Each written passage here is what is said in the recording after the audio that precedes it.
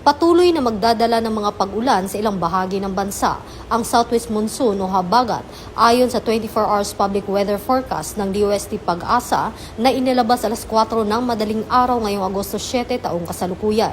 Samantala, ang low pressure area na dating tropical depression Maymay ay namataan 565 km silangan ng Itiague, Isabela, alas 3 ng madaling araw.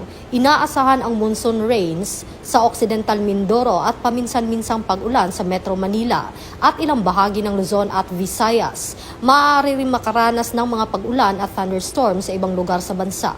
Nagbabala ang DOST Pag-asa sa posibilidad ng flash floods at landslide, lalo na sa mga lugar na makararanas ng katamtaman hanggang malakas na pag-ulan.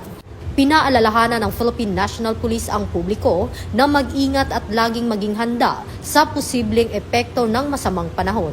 Pinapayuhan ang lahat na patuloy na subaybayan ang mga abiso ng Pag-asa at sumunod sa mga ipinapatupad na safety measures sa kani-kanilang lugar.